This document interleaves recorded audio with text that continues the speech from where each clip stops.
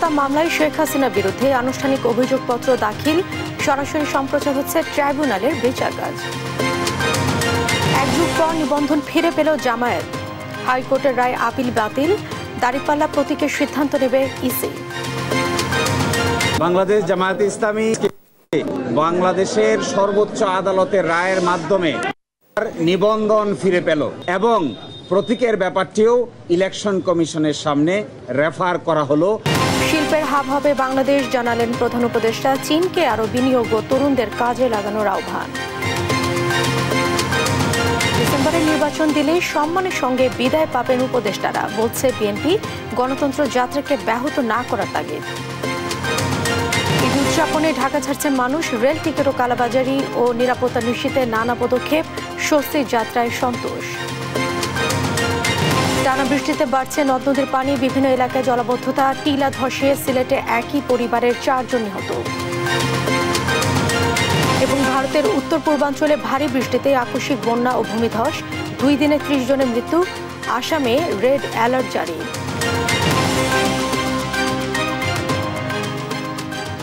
দেখছিলেন শিরোনাম সংবাদ, দুপুরের সঙ্গে আছি আমি জেসিকা বেদিন। বিস্তারিত। জুলাই আগস্ট হত্যাযোগে সাবেক প্রধানমন্ত্রী শেখ হাসিনা সহ 3 জনের বিরুদ্ধে অভিযোগপত্র আমলে নিয়েছে আন্তর্জাতিক অপরাধ ট্রাইব্যুনাল। প্রসিকিউশনের দাখিল করা অভিযোগপত্র নিয়ে শুনানি শেষে তা গ্রহণ করেন আদালত। ট্রাইব্যুনালের শুনানি প্রথমবারের মতো সরাসরি সম্প্রচার করা হয়। শুরুতেই 134 পৃষ্ঠার অভিযোগপত্র বিচারপতি মোহাম্মদ গোলাম মুর্তজা মজুমদারের নেতৃত্বাধীন 3 সদস্যের ট্রাইব্যুনালে উপস্থাপন করা হয়। চিফ প্রসিকিউটর তাজুল ইসলাম বলেন, রাষ্ট্রযন্ত্রকে ব্যবহার করে গণহত্যা ও মানবতা বিরোধী অপরাধে সাবেক প্রধানমন্ত্রী শেখ হাসিনা সহ অন্যদের এই বিচার অতীতের কোনো প্রতিশোধ নয়, ভবিষ্যতের জন্য দৃষ্টান্ত। শুনানি শেষে শেখ হাসিনার সাবেক স্বরাষ্ট্রমন্ত্রী আসাদুজ্জামান খান কামাল এবং সাবেক আইজিপি চৌধুরী আব্দুল আল মামুনের বিরুদ্ধে অভিযোগ আমলে নেন বিচারক।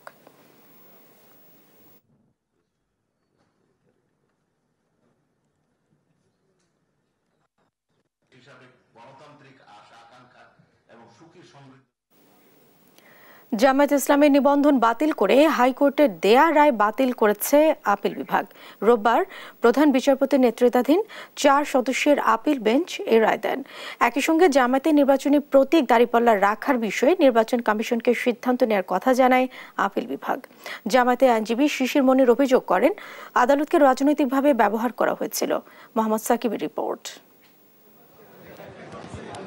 রোববার সকাল থেকে হাইকোর্ট প্রাঙ্গণে ভিড় করেন জামায়াতে ইসলামীর নেতাকর্মীরা। দীর্ঘ 1 যুগের আইনি লড়াই শেষে নিবন্ধন ও প্রতীক ফিরে পাবে, এমনটাই প্রত্যাশা ছিল নেতাকর্মীদের। সকাল 10:30টায় রায় পড়া শুরু করেন প্রধান বিচারপতি নেতৃত্বাধীন 4 সদস্যের আপিল বিভাগ। জামায়াতের নিবন্ধন বাতিল করে হাইকোর্টের দেয়া রায় বাতিল করে নির্বাচন কমিশনকে সিদ্ধান্ত নেওয়ার নির্দেশ দেয় আপিল বিভাগ।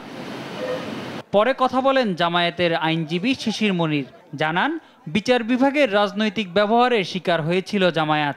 আপিল বিভাগের রায়ে ন্যায় বিচার প্রতিষ্ঠিত হয়েছে বলেও জানান তিনি।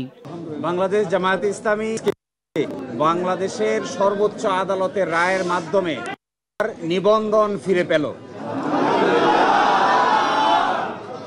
পলিটিক্যালি মোটিভেটেড পিআইএল বা রাজনৈতিক উদ্দেশ্যে দায়েরকৃত মামলার জামায়াতের নিবন্ধন নেওয়া হয়েছিল। রাজনৈতিক দল হিসেবে জামায়াতের নিবন্ধন ফিরে পাওয়ায় বহুদলীয় গণতন্ত্র ও প্রাণবন্ত সংসদ ব্যবস্থা ফিরে আসার পথ উন্মুক্ত হলো বলেও জানান তিনি। আজকের এই রায়ের মাধ্যমে বহুদলীয় গণতান্ত্রিক এবং অংশগ্রহণমূলক সংসদ প্রাপ্তি নিশ্চিত। আমরা আশা করি এই রায়ের পরে বাংলাদেশে সঠিক নির্বাচনের মাধ্যমে প্রাণবন্ত সংসদ গঠিত হবে। পরে কথা বলেন নির্বাচন কমিশনের আইনজীবী, বলেন পূর্ণাঙ্গ রায় হাতে পেলে বাকি কার্যক্রমের ব্যাপারে সিদ্ধান্ত নেবে নির্বাচন কমিশন। অর্ডারটা পাওয়ার পর ইলেকশন কমিশনকে আমি জানাবো, তারপর ওনারা অর্ডারটা দেখে ইলেকশন কমিশন ব্যবস্থা নেবেন। প্রতীকের বিষয়টা এই মামলার ইস্যু ছিল না, প্রতীকের বিষয়ে কোনো ডিরেকশন দেননি, ওইটা বলছেন ওনাদেরকে অন্যভাবে সমাধান করতে হবে। মোহাম্মদ সাকিব, দেশ টিভি, ঢাকা। বাংলাদেশকে শিল্পের হাব হিসেবে গড়ে তুলতে চীনা বিনিয়োগকারীদের প্রতি আহ্বান জানিয়েছেন প্রধান উপদেষ্টা অধ্যাপক ডক্টর মোহাম্মদ ইউনূস। রোববার চীনা বিনিয়োগকারীদের নিয়ে আয়োজিত দিনব্যাপী চীন বাংলাদেশ ব্যবসা ও বিনিয়োগ সম্মেলন অনুষ্ঠানে এই আহ্বান জানান তিনি। এ সময় বাংলাদেশের তরুণ জনশক্তিকে কাজে লাগানোর আহ্বানও জানান ডক্টর মোহাম্মদ ইউনূস। মোহাম্মদ সাকিবের আরও একটি রিপোর্ট। বাংলাদেশ ও চীন সরকার যৌথভাবে চীন বাংলাদেশ ব্যবসা ও বিনিয়োগ সম্মেলনের আয়োজন করে, যেখানে চীনের 100 কোম্পানির প্রায় 250 জন বিনিয়োগকারী ও ব্যবসায়ী অংশগ্রহণ করেন। সম্মেলনে চীনের বাণিজ্য মন্ত্রী ওয়াং ওয়েন তাও এবং বাংলাদেশে নিযুক্ত চীনের রাষ্ট্রদূত ইয়াও ওয়েন বক্তব্য রাখেন। বাংলাদেশের অন্তর্বর্তী সরকারের প্রধান উপদেষ্টা চীনা বিনিয়োগকারীদের বাংলাদেশকে ম্যানুফ্যাকচারিং হাব হিসেবে গড়ে তুলতে বিনিয়োগের আহ্বান জানান। A couple of months ago, during my visit to Beijing, I requested President Xi Jinping to encourage Chinese companies to invest in Bangladesh as we envision turning our country into a manufacturing and economic hub of the region. I'm honored that President Xi has followed up on his word. I didn't expect that it will happen so soon, so quickly, at such a high-power delegation. Thank you very much again. বাংলাদেশের মোট জনশক্তির অর্ধেকের বয়স 30 বছরের নিচে উল্লেখ করে দেশের তরুণ জনশক্তিকে কাজে লাগাবার আহ্বানও জানান doctor Yunus. Half the population of Bangladesh, as you mentioned, is under the age of 26. That's amazing power for Bangladesh. And a very, very creative, very dedicated young people. Young people who can be trusted with all the challenges of business, all the challenges of the world. বাংলাদেশে চীনের বিনিয়োগ সম্ভাবনা ও বাজার বিষয়ে বিস্তারিত তথ্য এই সম্মেলনে তুলে ধরা হয়। মোহাম্মদ সাকিব, দেশ টিভি, ঢাকা। আসন্ন বাজেটে বার্ষিক উন্নয়ন কর্মসূচি এডিপিতে বরাদ্দ কমানো হয়েছে 35,000 কোটি টাকা। অন্য প্রায় সব খাতেই কমানো হয়েছে বরাদ্দ। মূল্যস্ফীতি নিয়ন্ত্রণ সহ সামষ্টিক অর্থনৈতিক স্থিতিশীলতা ফেরাতে এমন উদ্যোগ বলে দাবি সংশ্লিষ্টদের। আর বাজেট বাস্তবায়ন করতে বড় প্রকল্পগুলোর কার্যক্রম আপাতত বন্ধ রাখার পরামর্শ দেন অর্থনীতিবিদরা। সাদ আহমেদের রিপোর্ট। আগামী 2025-26 অর্থ বছরে 7,90,000 কোটি টাকা বাজেট দিতে যাচ্ছে সরকার, যা চলতি বাজেটের চেয়ে 7,000 কোটি টাকা কম। আসন্ন বাজেটে এডিপির আকার 2,30,000 কোটি টাকা প্রস্তাব করেছে পরিকল্পনা মন্ত্রণালয়, চলতি অর্থ বছরের চেয়ে যা প্রায় 35,000 কোটি টাকা কম। প্রস্তাবিত বাজেটের এডিপিতে বরাদ্দের 70% বরাদ্দ দেওয়া হচ্ছে 5টি খাতে। এগুলো হলো পরিবহন ও যোগাযোগ, বিদ্যুৎ ও জ্বালানি, শিক্ষা, গৃহায়ন ও কমিউনিটি সুবিধাবলী এবং স্বাস্থ্য। এই 5টি খাতে বরাদ্দ কমেছে 8% থেকে 20% পর্যন্ত। খসড়া এডিপিতে বরাদ্দের দিক থেকে সর্বোচ্চ অগ্রাধিকার দেওয়া হচ্ছে পরিবহন ও যোগাযোগ খাতকে। এ খাতে মোট 58,973 কোটি টাকা বরাদ্দ রাখা হচ্ছে। দ্বিতীয় সর্বোচ্চ বরাদ্দ রাখা হচ্ছে বিদ্যুৎ ও জ্বালানি খাতে। এ খাতে বরাদ্দ রাখা হচ্ছে 32,392 কোটি টাকা। তৃতীয় সর্বোচ্চ বরাদ্দ রাখা হচ্ছে শিক্ষা খাতে। এ খাতে আগামী অর্থ বছরে এডিপিতে বরাদ্দ রাখা হয়েছে 28,557 কোটি টাকা। গৃহায়ন খাতে 22,776 কোটি টাকা। স্বাস্থ্যে 18,148 কোটি টাকা। উন্নয়ন প্রকল্পে দুর্নীতি রোধ এবং প্রকল্প বাস্তবায়নযোগ্য করতে প্রায় সব খাতেই বরাদ্দ কমানো হয়েছে বলে মনে করছেন অর্থনীতিবিদ ডক্টর মাহফুজ কবির। এবার বাজেট বাস্তবমুখী করার জন্য আসলে আকারটা কমানো হয়েছে। তার কারণ আমরা সবসময় যেটা করে থাকি, মানে অতীতে দেখেছি, অন্তত গত 3-4 বছরের আমাদের যে অভিজ্ঞতা, সেটা হলো যে যতটুকু আমাদের প্রস্তাবিত বাজেট থাকে তার চাইতে প্রায় 1 লক্ষ কোটি টাকার মতো কম বাস্তবায়ন হয়, যাতে বাস্তবায়নযোগ্য হয় বাজেটটা এবং সেখানে দুর্নীতি অপচয় সেটা কম থাকে। তো সেইটাই আসলে এখন মূল চিন্তা সরকারের, সেভাবেই আসলে এই ছোট বাজেট তৈরি করা হয়েছে। আর বাজেট বাস্তবায়ন করতে বড় প্রকল্পগুলোর কার্যক্রম আপাতত বন্ধ রাখার পরামর্শ দেন অর্থনীতিবিদ ফারুক মহিউদ্দিন। বিগত সরকারের বেশ কিছু বড় প্রকল্প আছে, যে প্রকল্পগুলো অল্প পরিমাণ শুধু বাস্তবায়িত হয়েছে 10%, 20%, 15%, এগুলো এখন বন্ধ রাখা উচিত। তাহলে এগুলোর উপর খরচটা কমবে। তবে চলমান যেসব প্রকল্পের কাজ শেষ পর্যায়ে রয়েছে সেগুলো বাস্তবায়নের পরামর্শ দেন এ অর্থনীতিবিদ। সাদ আহমেদ, দেশ টিভি, ঢাকা। দর্শক, শেখ হাসিনার বিরুদ্ধে গণহত্যা মামলার অভিযোগপত্র আমলে নিয়েছে ট্রাইব্যুনাল। চলছে বিচার কাজ। আমরা এখন সরাসরি চলে যাচ্ছি সেখানে।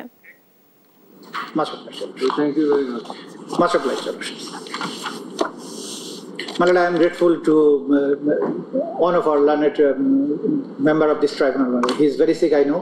Malala, তিনি তার কষ্ট, শারীরিক কষ্ট সত্ত্বেও উনি I am very much obliged to his lordship. Very much. Thank you very much. Took the risk of coming and attending. Much appreciated. Thank you very much.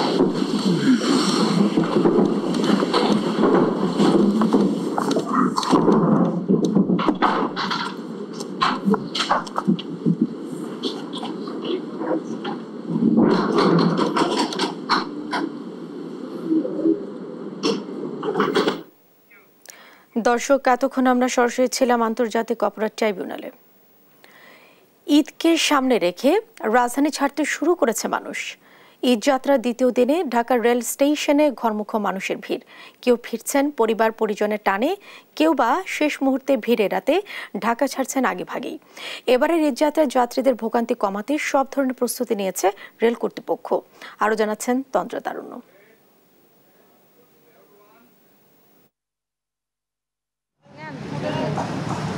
ঈদযাত্রার দ্বিতীয় দিনে ঘরমুখী মানুষের পদচারণায় মুখর রাজধানীর কমলাপুর। তবে এখনও নেই সেই উপচে পড়া ভিড়। সকাল থেকে নির্ধারিত সময়েই ঢাকার রেল স্টেশন থেকে একে একে ছেড়ে যায় বিভিন্ন গন্তব্যের ট্রেন। শতভাগ অনলাইনে টিকিট বিক্রি হওয়ায় কাউন্টার বা প্ল্যাটফর্মে নেই বাড়তি যাত্রীর ভিড়। এতে কোনো ভোগান্তি ছাড়াই গন্তব্যে যেতে পারছেন যাত্রীরা। এবার অনেক ভালো লাগতেছে, কারণ হচ্ছে এবার অনেক স্বস্তি মনে হইতেছে, যার যত ভিড় মনে হচ্ছে না। 21 তারিখে আগেই টিকিট কেটে রাখছে, যার কারণে আমি সহজেই টিকিট পাইছি।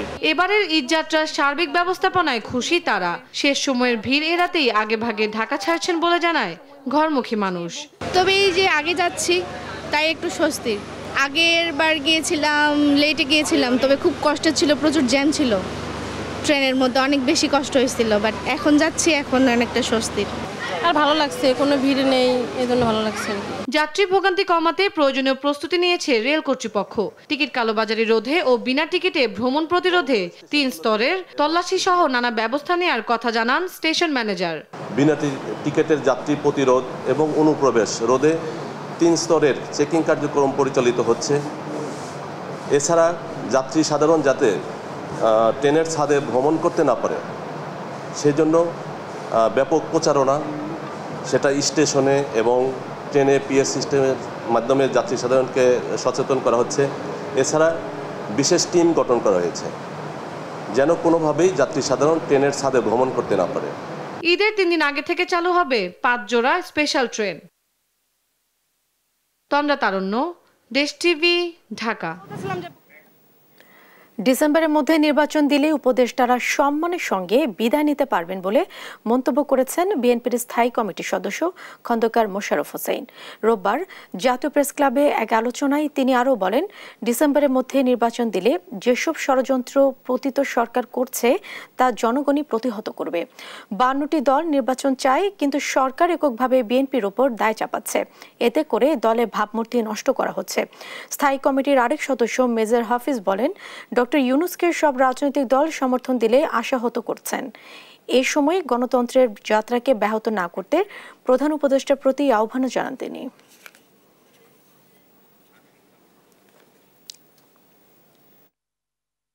ষড়যন্ত্রের মাধ্যমে যারা রাষ্ট্রযন্ত্রে শীর্ষে অবস্থান করে তারা কোনোদিন দেশের জনগণের কল্যাণ করবে না।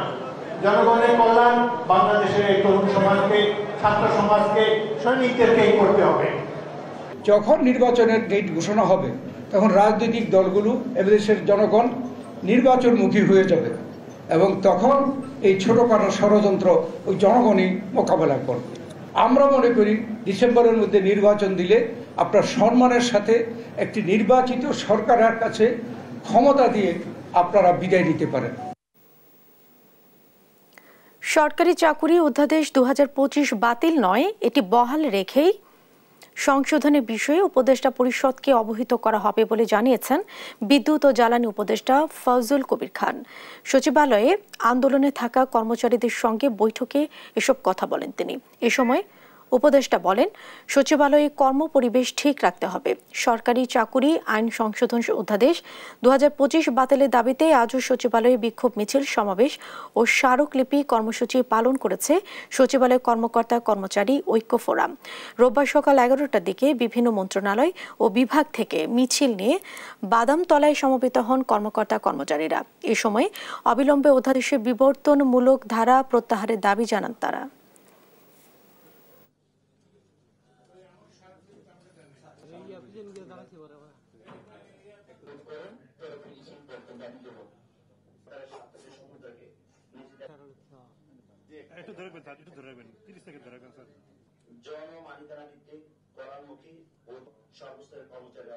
আপনারা জানেন যে আমাদের খুব অল্প সময় অনেক কাজ করতে হচ্ছে, তো এইটা যাতে ব্যাহত না হয় এটা মেহরবানি করে লক্ষ্য রাখবেন।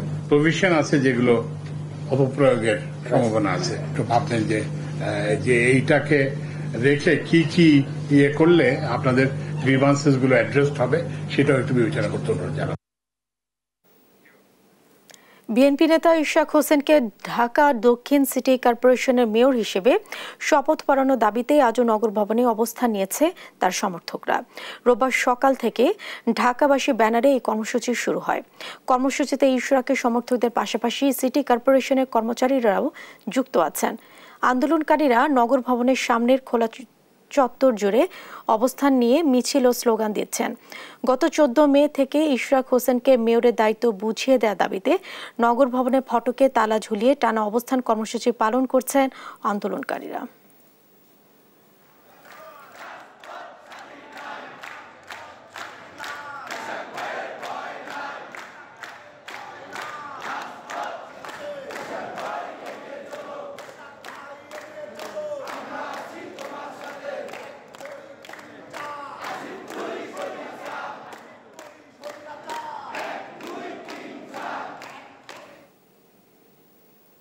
পবিত্র হজ পালনের উদ্দেশ্যে বাংলাদেশ থেকে সৌদি আরবে পৌঁছেছেন 85,164 হজ যাত্রী। সরকারি বেসরকারি মিলে মোট 219টি ফ্লাইটে সৌদিতে পৌঁছান তারা। রোববার হজ সম্পর্কিত সর্বশেষ বুলেটিন এসব তথ্য জানানো হয়েছে। গত 29 এপ্রিল বাংলাদেশ থেকে হজের আনুষ্ঠানিক যাত্রা শুরু হয়, 31 মে গিয়ে শেষ হয়েছে। হজ যাত্রীদের ফিরতে ফ্লাইট 10 জুন থেকে শুরু হবে এবং শেষ হবে 10 জুলাই। এদিকে চলতি বছর পবিত্র হজ পালনে সৌদি আরবে গিয়ে এখন পর্যন্ত 15 বাংলাদেশি মারা গেছেন।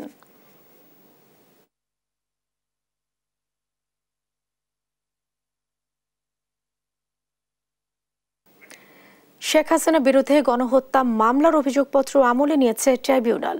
এ বিষয়ে ব্রিফ করছেন চিফ প্রসিকিউটর। আমরা এখন সরাসরি চলে যাচ্ছি সেখানে। আপনারা এবং গোটা জাতি এটা শুনেছেন, আমি সেদিকে যাচ্ছি না। আমি শুধু একটি কথা বলতে চাই যে এই বিচার কোনো প্রতিশোধের জন্য নয়, এটা হচ্ছে ভবিষ্যতের জন্য একটা প্রতিজ্ঞা এবং আগামী প্রজন্মকে নিরাপদ একটি বাংলাদেশ উপহার দেয়া। আমরা বলেছি এই বিচার হবে আবেগ শূন্য, প্রমাণ নির্ভর, তথ্য নির্ভর, নিরপেক্ষ এবং ন্যায় বিচার। সেটি এনশিওর করার জন্য আমরা দেশবাসীর এবং সংশ্লিষ্ট সকল পক্ষে সহযোগিতা কামনা করি। বিচারের মাধ্যমে একটা সমাজে শান্তি এবং স্থিতিশীলতা প্রতিষ্ঠিত হয়। আগামীর বাংলাদেশ যে অন্ধকার অতীত থেকে বেরিয়ে এসেছে এবং বাংলাদেশ যে নতুন করে পুনরুজ্জীবনের স্বপ্ন দেখছে, এই বিচার শেষ হওয়ার মাধ্যমে সেই পুনরুজ্জীবনের স্বপ্ন বাস্তবায়ন হবে বলে আমরা বিশ্বাস করি। আপনাদের সবাইকে ধন্যবাদ। আমি পুরো অভিযোগগুলো আদালতে প্লেস করেছি, এগুলো আমি নতুন করে বলতে চাচ্ছি না, আপনারা দেখে নেবেন। আদেশ হয়েছে 5টা অভিযোগে এই 3 জন আসামির বিরুদ্ধে অভিযোগ আমলে গ্রহণ করা হয়েছে। তাদের বিরুদ্ধে নতুন করে গ্রেপ্তারি পরোয়ানা জারি করা হয়েছে। আগামী 16 জুন অর্থাৎ ঈদের ছুটির পরে 16 জুন আসামিদের উপস্থিতি এবং আসামিদেরকে গ্রেপ্তার করে হাজির করার জন্য নির্দেশ দেওয়া হয়েছে। ওই দিন যদি আসামিরা উপস্থিত হন তাহলে সেদিন থেকে আনুষ্ঠানিক বিচারের প্রক্রিয়া শুরু হবে। যদি আসামি কেউ অনুপস্থিত থাকেন আইন অনুযায়ী তাদেরকে অনুপস্থিত ঘোষণা করার একটা ব্যাপার থাকবে, সেটাও সেদিন আদালত যথাযথ আইন প্রক্রিয়া অনুযায়ী সেদিন ঘোষণা করবে।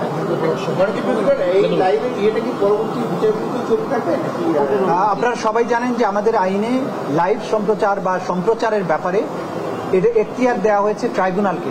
ট্রাইব্যুনালের অনুমতি সাপেক্ষে যখন ট্রাইব্যুনাল মনে করবেন যে এই অংশটুকু সম্প্রচার করতে সাক্ষীর কোনো নিরাপত্তার ঘাটতি হবে না অথবা অন্য কোনোভাবে বিচারিক প্রক্রিয়ার প্রভাব পড়বে না, তখনই তারা অনুমতি দিবেন। লাইভ সম্প্রচার ভবিষ্যতেও হতে পারে, তবে সেটা নির্ভর করবে আদালতের অনুমতির উপরে। যখনই আদালত অনুমতি দিবেন তখনই আমরা চেষ্টা করবো এটা লাইভ করার জন্য। পাঁচটা অভিযোগের ব্যাপারে আমি বারবার বলেছি, সেটা আদালতে বলা হয়ে গেছে, নতুন করে আর বলছি না। ধন্যবাদ। এতক্ষণ আমরা চিফ প্রসিকিউটরের বক্তব্য শুনছিলাম। সিলেটের গোলাপগঞ্জে গভীর রাতে টিলা ধসে একই পরিবারের 4 জন নিহত হয়েছেন।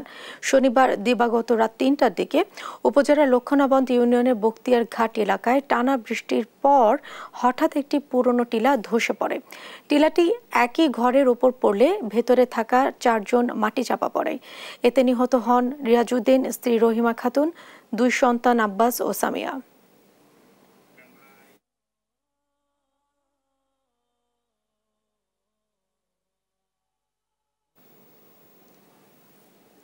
ভারী বর্ষণে দেশের বিভিন্ন স্থানে নদ নদীর পানি বেড়েছে। কয়েক জেলায় ডুবেছে অলিগলি সহ প্রধান প্রধান সড়ক। দোকানপাট ও বাসাবাড়িতে পানি ঢুকে পড়ায় বিপাকে পড়েছে মানুষ। পাহাড়ি ঢল ও বৃষ্টিপাত অব্যাহত থাকলে বন্যার আশঙ্কা করছেন অনেকে। এদিকে ভারী বর্ষণে বেড়েছে পাহাড় ধসের ঝুঁকিও। বন্যার আগে জরুরি ভিত্তিতে ব্যবস্থা নেওয়ার দাবি জানিয়েছেন ভুক্তভোগীরা। সহকর্মীদের পাঠানো তথ্যছবিতে টুম্পা আফরোজের রিপোর্ট। ভারতের ত্রিপুরা রাজ্যে ভারী বর্ষণে মৌলভীবাজারের মনু নদীর পানি বিপদসীমার 13 সেন্টিমিটার ওপর দিয়ে প্রবাহিত হচ্ছে। জেলার অন্যান্য নদ নদীর পানিও দ্রুত বাড়ছে। ময়মনসিংহে সকালে টানা 3 ঘন্টার ভারী বৃষ্টিতে নগরীর প্রধান সড়ক থেকে শুরু করে অলিগলি ডুবে গেছে। বিশেষ করে শানকিপাড়া, গোলকিবাড়ি, নতুন বাজার, গাঙ্গিনার পাড় সহ বিভিন্ন এলাকায় হাঁটু পানি জমে যায়। অনেক গাড়ি মাঝপথে বিকল হয়ে পড়েছে। দোকানপাট ও বাসাবাড়িতে পানি ঢুকে পড়ায় বিপাকে পড়েছেন মানুষ। ট্রেন কোনো পরিষ্কার নাই, যার কারণে পানি আটকে পড়তেছে, আমরা অফিসে যাইতে পারতেছি না। এখানে 6 নং ওয়ার্ডে বড় ড্রেন আছে, এই ড্রেনগুলো পরিষ্কার করে না, বাজারদার খালি টাকা নেয় আর খায়। নেত্রকোনায় উজান থেকে নেমে আসা পাহাড়ি ঢল এবং গত কয়েকদিনের টানা বৃষ্টিতে বাড়তে শুরু করেছে প্রধান প্রধান নদ নদীর পানি। এরই মধ্যে প্লাবিত হয়েছে জেলার নিম্নাঞ্চল। জলাবদ্ধতা দেখা দিয়েছে অনেক এলাকায়। পাহাড়ি ঢল ও বৃষ্টিপাত অব্যাহত থাকলে বন্যার আশঙ্কা স্থানীয়দের। অনেক পানি হয়ে গেছে, সেটা যদি আরো বাইরে যাতে আমাদের ক্ষতিগ্রস্ত হবে। আমরা বাড়ি ঘর নিয়ে রাঙামাটিতে ভারী বর্ষণে বেড়েছে পাহাড় ধসের ঝুঁকিতে বসবাসকারীদের সরিয়ে নিতে কাজ শুরু করেছে প্রশাসন। এদিকে বিভিন্ন স্থানে ছোট ছোট পাহাড় ধস ও গাছ ভেঙে পড়েছে। এদিকে বাঘাইছড়ি উপজেলায় টানা বর্ষণে গ্রামের বেশ কিছু বাড়ি ও রাস্তা প্লাবিত হয়েছে। পানির নিচে তলিয়ে গেছে বেশ কিছু ফসলি জমিও। পানি বাড়ায় তীব্র ভাঙনের মুখে পড়েছে কুড়িগ্রামের নদ নদী পাড়ের হাজারো মানুষ। এরই মধ্যে অলিপুরের বেগমগঞ্জ ইউনিয়নের ব্রহ্মপুত্র ও ধরলা নদীর ভাঙনে প্রায় অর্ধশত পরিবার ভিটেমাটি হারিয়েছে। এছাড়াও ভাঙনের মুখে রৌমারী, রাজারহাট ও কুড়িগ্রাম সদরের বেশ কিছু এলাকা। বন্যার আগে জরুরি ভিত্তিতে ব্যবস্থা নেয়ার দাবি ভুক্তভোগীদের। টুম্পা আফরোজ, নিউজ ডেস্ক, দেশ টিভি।